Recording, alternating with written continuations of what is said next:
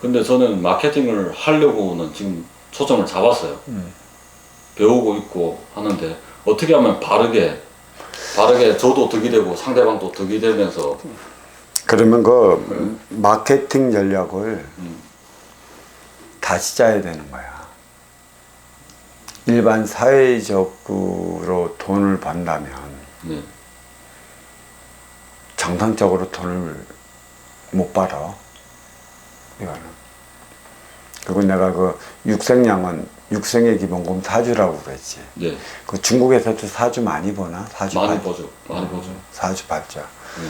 사주라는 건 내가 저승에서 가져온 거야. 네. 그러니까 저승에는 보이지 않는 저는 위계가 있지. 신들의 위계가. 네. 그 높은 위치에서 인간으로 환생해서 나오려면 사주도 그만큼 높이 주어지는 것이고, 얕은 위치에서 온 이들은 사주가 얕이 주는 거야. 네. 그래서 나는 육생량을 마련하라는 것은 육생의 기본금 사주의 자리에 오를 때가 있다는 것이지. 사주의 자리. 네. 어떤 이들은 일찍 받는 이들이 있고, 네. 어떤 이들은 중간에 받는 이들이 있고, 네. 어떤 이들은 대개만상이 닿고 늦게 받는 이들이 있어. 이거는 금기마다 저마다 틀려. 그리고 사주의 기본의 자리에 오를 때가 비로소 나는 성공했다고 해서 네. 그 명함을 돌리잖아. 네. 그때부터는 이제 이 사주의 그 육생의 기본금에 오를 때까지는 네. 나를 위해 살아가야 하는 거야. 네. 왜? 너를 위해 살고 싶어도 살 수 없는 시절이 어린 육생 시절이라고. 그러니까 사주의 그 이승의 그 위계가, 저승의 위계가 이승에 투영되고 이승의 공적이 저승에 반영되고 한다고 그랬어. 그러니까 이승에서 내가 이만큼 높은 자리에 올 때가 내가 나의 삶을 살아가는 때이고, 이때를 오르기까지의 노력하는 때가 나를 위해 살아가야 하는 때가 이게 사주의 기본금이라고 그래. 보이지 않는 자. 그러니까 비로소 여기서 이 자리에 올랐을 때만이 너를 위해 살아갈 수 있는 것이고, 여기까지 올라갈 때는 그 무엇도 상관없이 나를 위해 살아가야 하는 것이거라. 그러니까 어린 시절은 봐봐. 너를 위해 살고 싶어도 살 수가 없다고. 지식도 키워야지, 등치도 키워야지, 인간관계도 배워야지, 그러려면 인성교육도 함양을 해야지. 그래서 교육이 자리한 거란 말이야. 근데 이 어린 시절에 어찌 너를 위해 살아갈 수 있겠어? 그러니까 그건 나는 어린 육생 시절이라 표현을 한 것이지. 그러니까 37은 20일 성인이 되면 우리는 행의 현장 사회로 진출한단 말이야. 네. 이 사회가 나의 업을 사는 장소란 말이야. 네. 업사함의 장소. 그러니까 인간만이 사회를 형성을 하고 살아가. 해가 뜨면 사회로 출근해. 해가 중천에 뜨면 가장 활발히 움직이는 거고, 해가 질 무렵에 이르면 하루의 일과의 성과물을 가지고 가정으로 돌아오지. 네. 이 가정은 보이지 않는 에너지 충전소라고 그랬어. 그러니까 하루의 그 행위 현장에서 쓴 에너지를 가정에서 충전시켜 나가야 되는 것 같고, 그래서 가정에는 운용의 주체인 부인이 있어야 돼. 네. 그러니까 부인이 있는 이와 부인이 없는 이가 같은 나이 또래에서 그 사회생활을 하면 완전히 행색이 달라. 부인이 없는 이들은 아무리 때 빼고 강날도 지질이 강상이야. 네. 그리고 돈도 못 모아. 네. 근데 부인이 있는 이들은 부인의 내조로 인해 나름의 삶을 살아간다고. 네. 그래서 이거 사람이 이제 21살까지 성장을 하면 행의 현장 사회로 진출을 해야 되는데, 진출하기에 앞서 우리는 21살에서 30살까지 내외에는 결혼을 하라고 그래. 에너지 충전소 가정이 있을 때만이 남자는 행의 현장 사회에서 자기의 능력을 다 발휘할 수 있단 말이에요. 그래서 남자는 활동의 주체, 여전은 운영의 주체란 말이야. 그러니까 이 삼라만상 이 지기는 활동의 주체를 위한 공간이란 말이야. 만물이 있기 때문에 만물을 가지고 움직여 살아가는 게 활동의 주체인 것이고, 또 그 천의 기운은 빈물질 차원 아무것도 없어. 지기의 차원 그 상태로 머물러 있는 것이지. 그래서 이 남자는 양의 기운으로서 빛이 나는 사람을 살아가야 돼.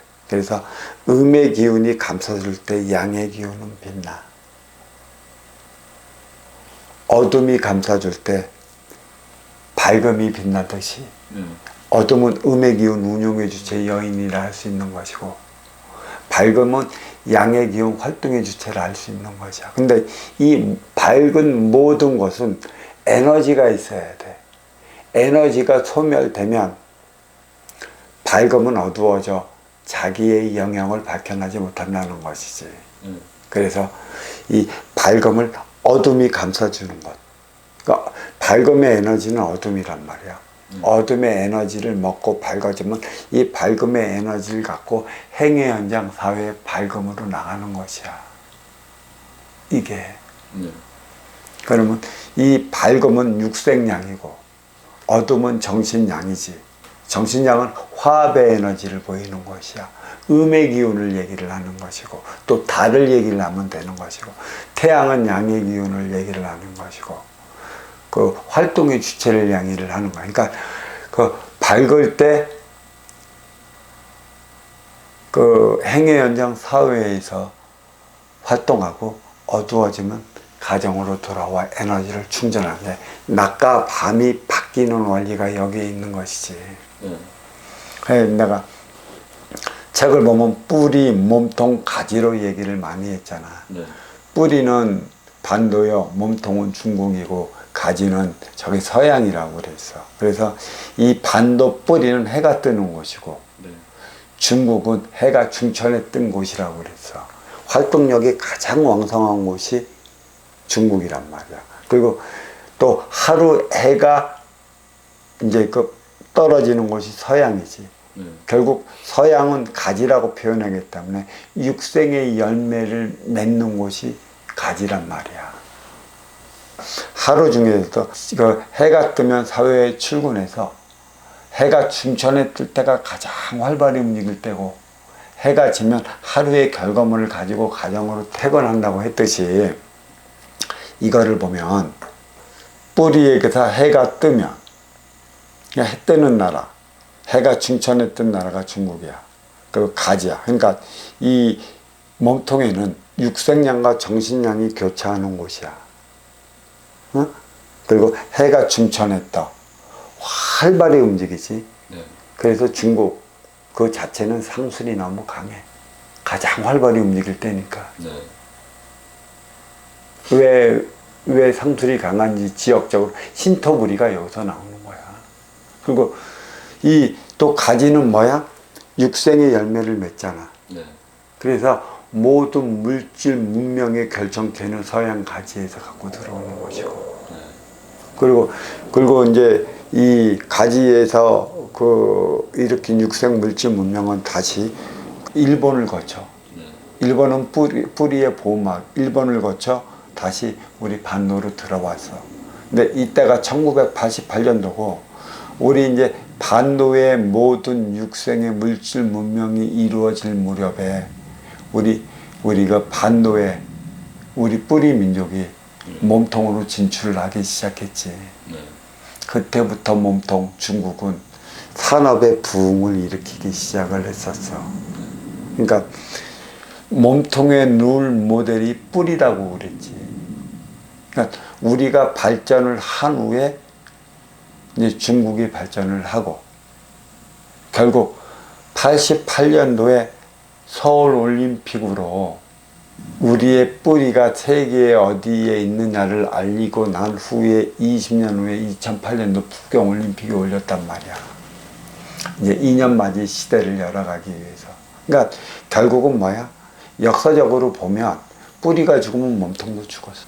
또 그 춘추 전국 시대가 열어졌다면 뿌리는 열국의 시대가 시작이 되어 있고 두둑 일본도 매 마찬가지걸라. 네. 같이 세계가 하나로 움직였단 말이야. 근데 이 문제는 일본이지 왜 일본이 왜 이렇게도 우리 앞에서 사자짓만 해야 되는가.